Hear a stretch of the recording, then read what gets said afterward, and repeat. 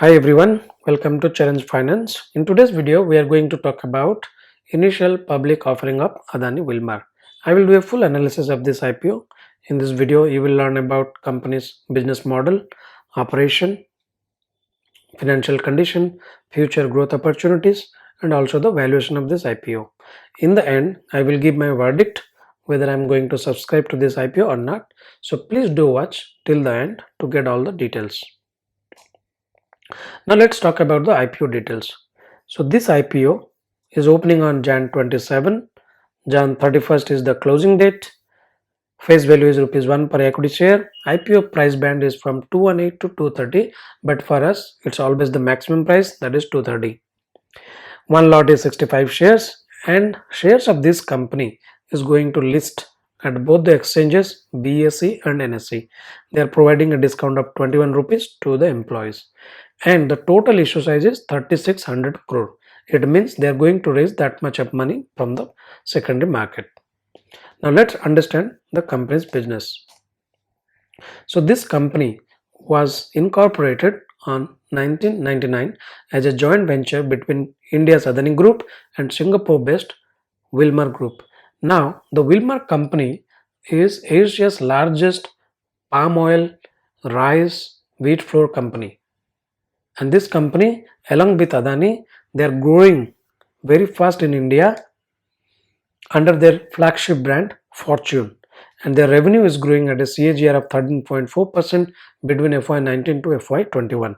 This fact is true because nowadays we are seeing Fortune brand products in almost every household, whether it's rural India or urban India. Now let's understand the company's business verticals. So the company is operating under mainly three business verticals: edible oil, food and FMCG, industrial essentials. Under edible oil vertical, they are selling soybean oil, palm oil, sunflower, mustard, and others. Under edible oil vertical, they have a market dominant position. They command a market share of 18.3%. Food and FMCG brand is growing. There they sell wheat flour, branded rice, pulses, besan, soya chunks. Under soya chunk category, they are growing at a very rapid rate and they are capturing market share.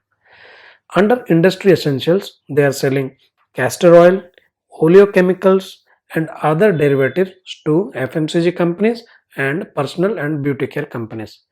If we look at companies FY21 sales volume, edible oils comprises of 65% and food and FMCG 11%, industry essentials 25%. So this means this company is heavily dependent on edible oils as of now. However, their food and FMCG products are growing at a very rapid space and they are planning to do a lot of capex and capture market share. Now let's move to the company's operations. So the company has 22 plants located across 10 states in India. They have 10 crushing units and 18 refineries. So here there is an important fact to be noted. Out of the 18 refineries, 10 are located in the ports. As we all know, Adani Group operates ports in India like Mundra Port in Gujarat and Krishnapatnam in Andhra Pradesh. So when the crude palm oil or the edible oil gets imported to these ports, these refineries can do their work on the port itself. So they save a lot of cost on transportation here. And this company is fully backward and forward integrated. What does that mean? That means all the units of the supply chain, starting from crushing units, refineries, and manufacturing, they are located at the same location. So in this integrated manufacturing infrastructure, they share a lot of resources like supply chain, storage facilities, distribution network, and the manpower.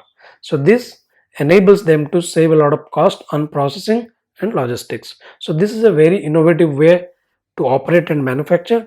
This is kind of a business mode for the company. Now let's look at the opportunities which are ahead for Adani Wilmar. As we all know, India's population is very young. Urbanization is happening at a rapid pace. Middle class income is increasing, and eventually we are consuming more and more packaged foods. and the migration is clearly happening from unbranded to branded products. For example, nowadays we don't go to a shop and ask for loose rice or loose dal or loose oil.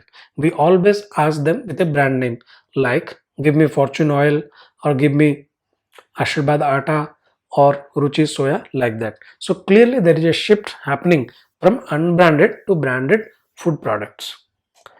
Now in this graph, this depicts the growth of edible oil market in India. From FY20 to FY25, it is expected to grow at a CAGR of 7%. And the packaged food market is expected to grow even at a higher rate of 11%. This is where the Adani Group is now focusing. Now, this table gives us a clear competitive advantage of Adani Wilmar compared to its peers. Like Adani Wilmar is present across all verticals of essential kitchen commodities like edible oil, wheat flour, rice, pulses, and sugar. However, if we see ITC is only present on wheat flour, Marico is present only on edible oils. The closest competitor here is Patanjali. However, their volume is very low compared to Adani Wilmar. So clearly Adani Wilmar is at a very good competitive advantage position here. Now let's look at the company's growth rate. As I said, the company is growing very rapidly. So on the revenue wise, between FY15 to 20, the company grew at a CAGR of 11.28%. And on EBITDA front, it grew at a CAGR of 20.65%. So this company is clearly outperforming its peers. So during investment, we should always look for companies who is growing at a faster rate than the industry growth rate. So for example, if the industry is growing at 10%, then we should look for companies who are growing at 12%, 15%, 18%. So this company is definitely outperforming its industry growth rate. Now, let's look at the financials. So, for every company, a strong financial or balance sheet is very good for investment. Now, if we look at the revenue growth, in FY19 it was 28,919 crore and it has increased to 37,195 crore in FY21. That is a very good growth. The PAT has almost doubled from 375 crore to 727 crore. Earning per share stands at 6.37. Book value is 28.86. It has increased and the debt is 1904. Debt is almost in similar range in last 3 years, and this debt is a sum of long term and short term debts.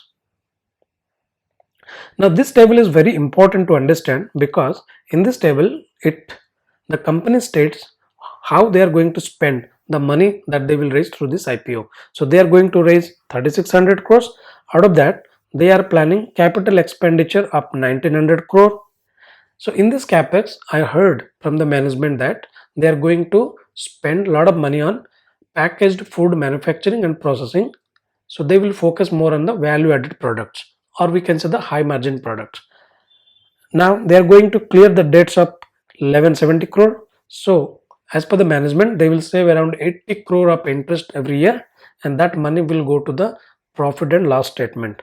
And they have another 500 crore for strategic acquisitions and further investments. So this is really good from this company that they are going to take all the money from IPO and put into the business. However, in the past we have seen a lot of internet or new age companies, they came for IPO where the money didn't go to the business. Instead, the public market investors gave an exit to the private equity investor. So whenever we are investing in an IPO, we should always look whether the company is going to put all the money from IPO to their business or not. This is a very good item to check. Now, the most important thing is valuation. So what I did, I collected the current PE ratio of its peers. HUL, Dabur, Marico, Godrej Consumer, Britannia. All of them are trading at a current PE of more than 50. So let's see what will be the PE of this company at the price of 230. So 230 is the share price divided by FY21 EPS. So the P comes as 36. This is a really good for the company to issue their shares at a price of 230. They're issuing shares at a very discount to its peers. So this is what I like from the matured managements, that they leave a lot of value for the new coming investors. So now the question or the verdict, whether I should apply to this IPO or not. My answer is very yes. So this company is into FMCG business, selling essential commodities, and financial condition is good. Their growth rate is higher than the industry growth rate. So definitely on every front, this company looks good. Most importantly, the company is issuing shares at a valuation discount to its peers. So I am going to subscribe to this IPO, not only from my account, even from my relatives account. So this is end up this discussion about this IPO. Please do subscribe to my channel for such exciting videos in the future. Thanks for watching. See you in the next video.